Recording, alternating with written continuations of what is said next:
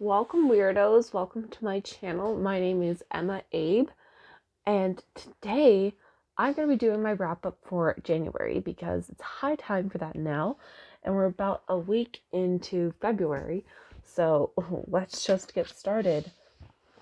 I didn't have the best reading month in January in terms of the amount of books I read. I only read 6, but some of them I read fucking huge. And I actually could have read 7, but because I was planning on reading a comic book at the end, but then for some reason I thought January 31st was February 1st. It was stupid. Anyway, so the first book I read is the longest one I read, and that was To Sleep in the Sea of Stars by Christopher Paolini. My theory was for the first book that I read in the new year was I wanted to read one of the ones that won the Goodreads Choice Awards, and this one won the science fiction category. I don't know why I thought reading a book that was 32 hours long on audio would be the correct decision to make for the first book of the year because it was so long. It was longer than it needed to be. So it's a science fiction book, and it is a first contact book. My enjoyment of the book was tempered because of my own expectations for the book. I thought it would be really cool to have this first contact narrative that wasn't similar to other first contact narratives, and that was very like Star Trekky like in terms of. I'm sorry, the baby's with me in the room and she's walking around, and that's not what it was, and I just felt disappointed, but at no point did Rick Riordan ever promise that. So that's kind of on me because he never. Hey, baby. She just curled right up back up on my bed. Okay. If you want to come here, you have to come here. I'm not going to grab you. So that was. For me, while reading it, I felt disappointed. I liked the main character. I liked her spunk. There's also long periods in the book where characters will be isolated from each other and still living in the quarantine, and this craziness was interesting to read about. I was like, ooh, girl, I feel you, except I don't have to only listen to music as my entertainment until I pass out. I liked the idea of her suit. Yeah, I wasn't like super into the story, but I liked the main character enough to want to follow her. I just think it was so long and it could have been edited down a little bit. The ending's interesting and wasn't what I was expecting. I don't really have much else to say about that book. So the next book I read is Good Morning, Good Night by Lin-Manuel Miranda and illustrations by Johnny Sun. So yeah, I went from like a really long book to a really short book. So I was like, you know what? I need a book that I can finish in one day to make me feel better for spending 2 weeks reading To Sleep in the Sea of Stars. So I read this one, which is a collection of poems. Well, it's a collection of tweets that Lin-Manuel Miranda wrote over like the series of a long time, and I like them. Some of them are very like self-affirming. Poetry really isn't my thing. I bought this book because I like Lin-Manuel Miranda. There are really fun, really cute illustrations in it.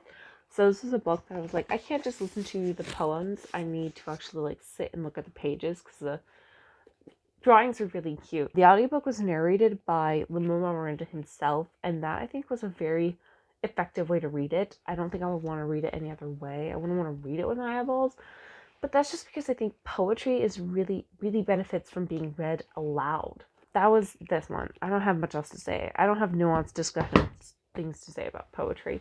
The poems were good, but that's because Lin-Manuel Miranda knows his shit.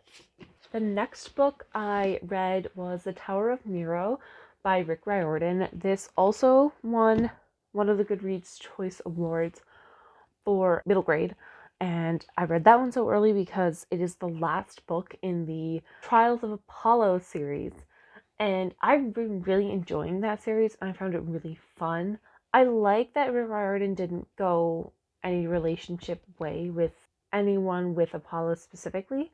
I think just exploring his relationship with Meg and as like more siblingly relationship. That's not a word. A more friendship relationship was really effective, and I liked that. I thought the payoff worked well. I loved the final battle with the final boss. That was great. The confrontation with Miro. He's just as slimy and gross, like, as you would expect. People go through a lot of shit in this. And I like the characters that, some of the new characters that were introduced, and it's feisty, like the woman who wound up putting cutlery on her hands. That was quite enjoyable, very laughable, and it was great. And I think it warranted all of the time spending on going back to characters that we met in this series.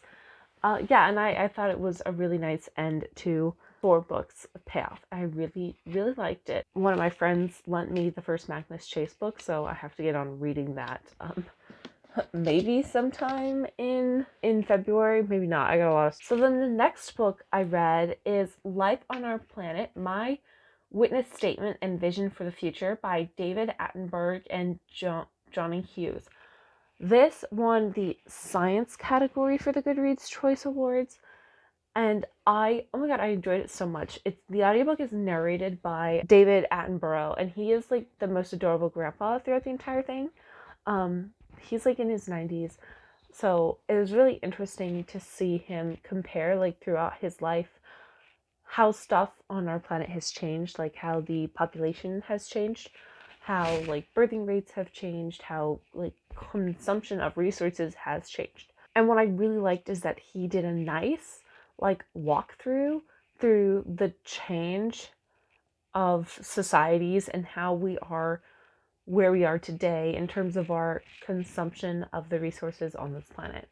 So this book is about, climate change. And I was like, oh my god, this is going to be so depressing. I don't really want to read this. But it wasn't. It was so, like I said, David Attenborough is like an adorable grandpa throughout this. So it makes it that whole like aesthetic and the way he speaks and that writing style really like helped me get through it. But also it's kind of like what I wanted in a book about climate change, because it takes like the first half is explaining like how we got to the way like where we are today in terms of explaining culture and culture change and resource use, and explaining why different cultures have different impacts in certain places. And I love that. And also does a lot of science.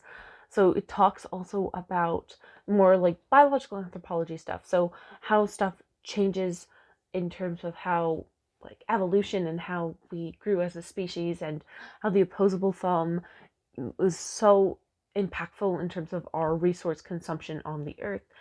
And oh my god, did I enjoy that so much. And he does that all while telling like his own story, like giving like a few memoir and talking about his experiences, filming all these nature documentaries.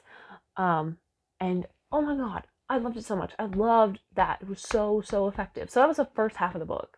And then the second half of the book was breaking down the problems that we're going to come and see in the next couple of years and how to address them, and giving case studies about how we can get there, and specific cities or countries like around the world, what they've been doing to like combat these issues, and how we can use what they're doing and like build it up on a larger scale. And oh my god, I loved it. It was short. It was only like 6 hours, I think, on the audiobook, but I did not regret a second of listening to it, and I'm so happy that happened. That was a really great like reading experience for me. So if you want like a book about climate change that isn't doomsday, that has a lot of science and is read by an adorable grandpa, read this book. That was really good. So the next book I read is The Museum of Lost Art by Noah Charney. This is a book I caught last summer, so it's taking me a while to get to it.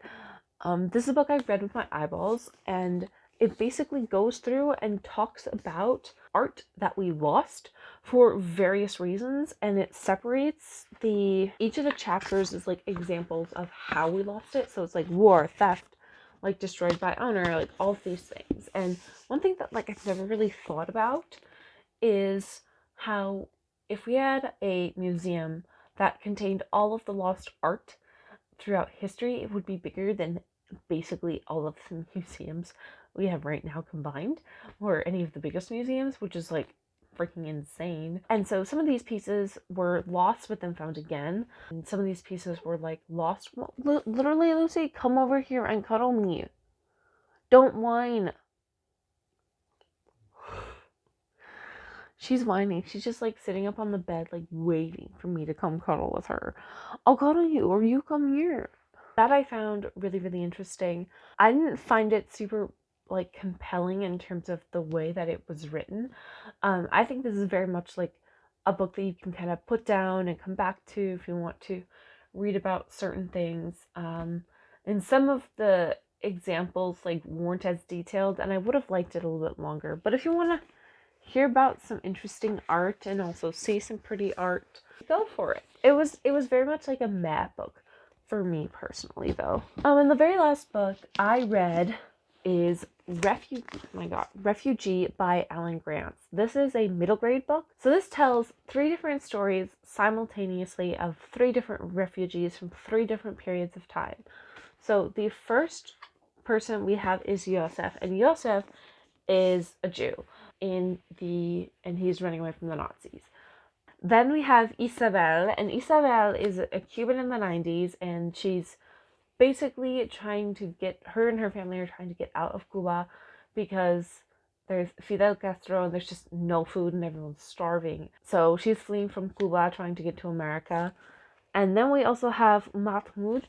Mahmoud is a Syrian refugee, and he is fleeing from Syria, trying to get basically to Europe to free the violence and the civil unrest in Syria. I had this like sense of dread throughout the entire book because I was like, I don't want to lose these characters that like I'm getting attached to. I'm like not ready for people to die and like some of these characters to die. And I'm not gonna lie, people do die. It goes some places. I don't really want to tell you more than that because read the book. I think it's really good. I think it goes places, and some of them are dark that I weren't prepared for. Like not super, super dark, like dark for a middle grade book. Okay, come here. Don't kick the tripod though.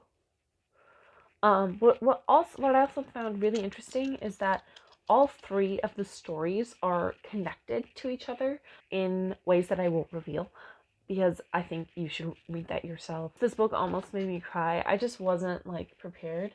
Come here. Come here. Oop. You don't want to come? Okay. You almost had a surprise visit from the baby. One thing I'll say about the audiobook, they got 3 different people to narrate the 3 different people's stories. And the people they got like for Isabel and Mahmoud's stories like were actually like Hispanic and Middle Eastern. And another cool thing is that there's like this map that shows the journey of where the people went.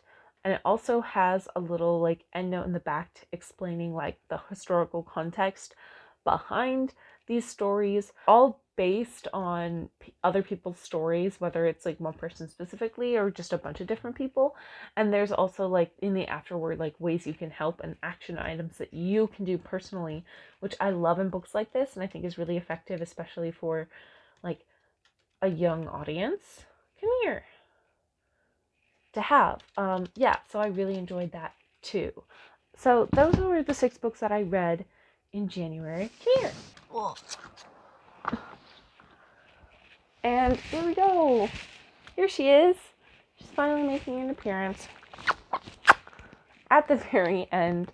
So I had a fun reading month in January. I read some really good ones. I read some bad ones, but I didn't read any duds. And that's important. Alright, I'm gonna go cuddle with her because she is wanting attention. Alright, thank you. Like, comment, subscribe. Let me know what you guys thought. What was your favorite book that you guys read in January? Alright, bye!